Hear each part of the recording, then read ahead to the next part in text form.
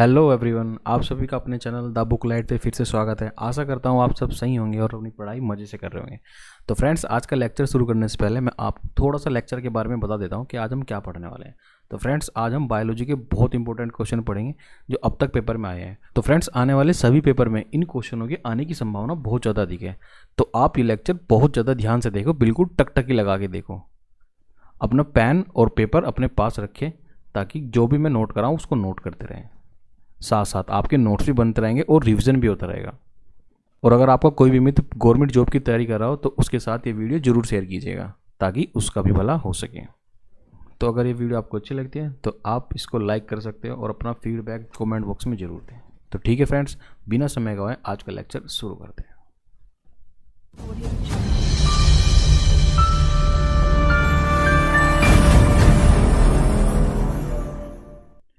देखिए friends, question number 66 में दिया है, कोशिका में क्रोमोसोम डीएनए और से मिलकर बना होता है। तो इसका आंसर है ऑप्शन नंबर 2, प्रोटीन से। देखिए फ्रेंड्स, प्रत्येक कोशिका के नाभिक में डीएनए अणु को क्रोमोसोम नामक के धागे होते हैं। देख फ्रेंड्स, प्रत्येक जो गुणसूत्र होता है ना वो डीएनए का बना होता है, और जो कई बार क्या होता है प्रोटीन के आसपास कसा हुआ होता है, और जिसको हम हिस्टोन भी बोलते हैं। That is more important thing. ये आपको नोट कर लेना अपनी कॉपी में, ठीक है फ्रेंड्स। चलिए बढ़ते हैं नेक्स्ट क्वेश्चन की तरफ। देखिए क्वेश्चन नंबर 67 में दिया है, सूक्ष्म जीव जो नाक के माध्यम से शरीर में प्रवेश करते हैं शरीर के किस भाग को अधिक प्रभावित करते हैं। देखिए ये कह रहा है कि जो छोटे छोटे अणु होते हैं ना, हल्के हल्के से जो जीवाणु होते हैं, जब वो आपके शरीर में प्रवेश कर देते हैं उसके बहुत सारे माध्यम हैं। वो आपकी आँख से भी जा सकता है, नाक से भी जा सकता है, मुंह से भी जा सकता है, कान से भी जा सकता है, और इसके अलावा अगर आपकी त्वचा में कहीं कट लग रहा है वहाँ से भी वो अंदर जा सकता है।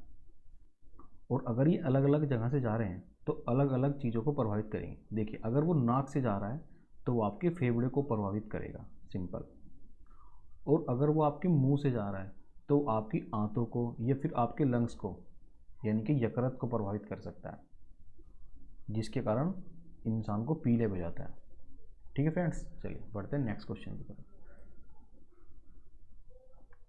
देखिए क्वेश्चन नंबर 68 में दिया है, निम्नलिखित में से कौन सा संबंध शिशु में माता एवं पिता द्वारा योगदान किए गए आनुवंशिक पदार्थ की मात्रा के विषय में सही है।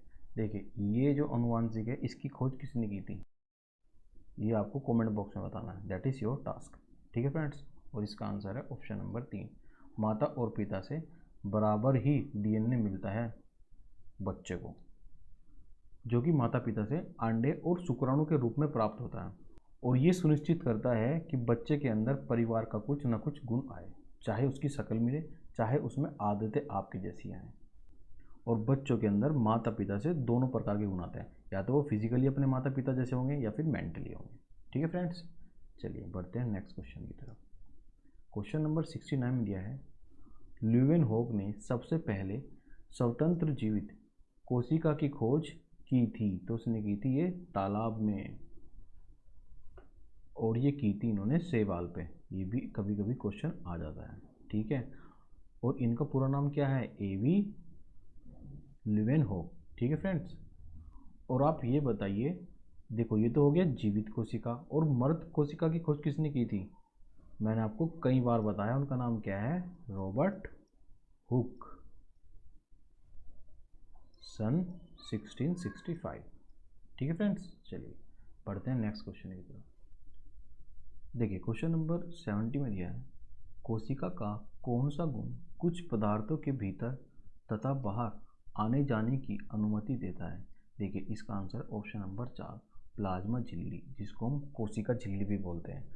और ये क्वेश्चन मैंने पिछली वीडियो में कराया। देखिए बस इसका एंगल चेंज हुआ है, वरना क्वेश्चन का आंसर यही है। और ये क्या होता है, अर्धपरागम्य है।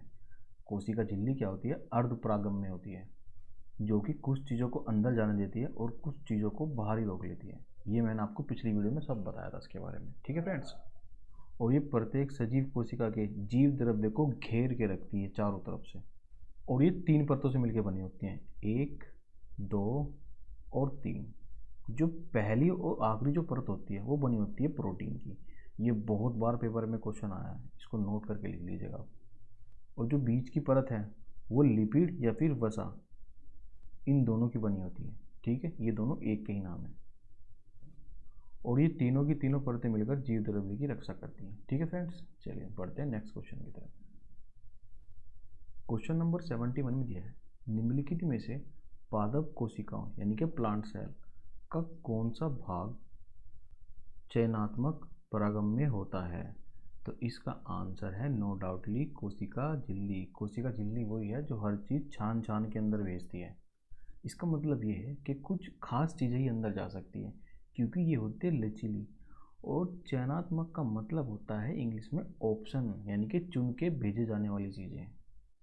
और मैंने जस्ट अभी बताया है कि कोशिका झिल्ली किसकी बनी होती है? लिपिड की और प्रोटीन की।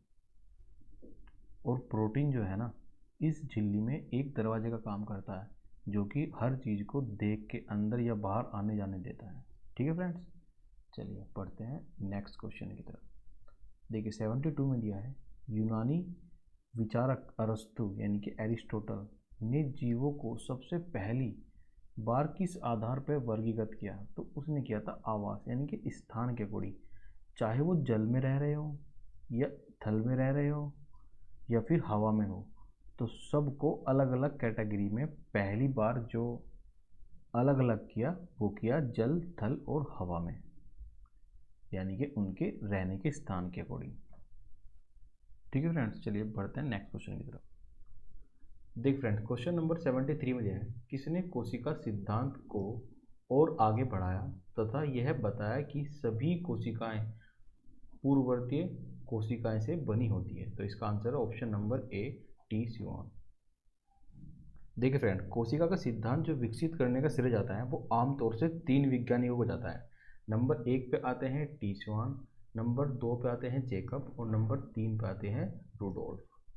और सबसे पहले जेकब और टी स्यूआन ने 1839 में ये सुझाव दिया कि जो कोशिका है वो जीवन की मूल इकाई है। और 1858 में रुडोल्फ ने यह निष्कर्ष निकाला कि जो सभी कोशिकाएं हैं वह पूर्व विद्यमान कोशिकाएं से बनी होती हैं। ठीक है फ्रेंड्स, चलिए बढ़ते हैं नेक्स्ट क्वेश्चन की तरफ। देखिए फ्रेंड, क्वेश्चन नंबर 75 में यह है, रक्त एक संयोजिक ऊतक है जो किस प्रकार के अंत्यकोश के आधात्री में धसी होती है? तो इसका आंसर है ऑप्शन नंबर 2, तरल में। देखिए फ्रेंड्स, रक्त जो है ना एक तरल संयोजी ऊतक है जिसमें 2 घटक होते हैं, एक कोशिका होता है और दूसरा होता है तरल। और फ्रेंड्स ये ना तरल मैट्रिक प्लाजा के रूप में जाना जाता है और इसी के अंदर कोशिकाएं मौजूद होती हैं। ठीक है फ्रेंड्स, चलिए बढ़ते हैं नेक्स्ट क्वेश्चन की तरफ। देखिए क्वेश्चन नंबर 79 में दिया है, किस प्रकार के एपिथेलियन ऊतक आहार नली के अस्तर अथवा फेफड़ों के कूपिका में वर्णात्मक प्रगम्य झिल्ली द्वारा पदार्थों के संवहन की अनुमति देते हैं? तो इसका आंसर है ऑप्शन नंबर 1, सरल सलिका एपिथेलियम।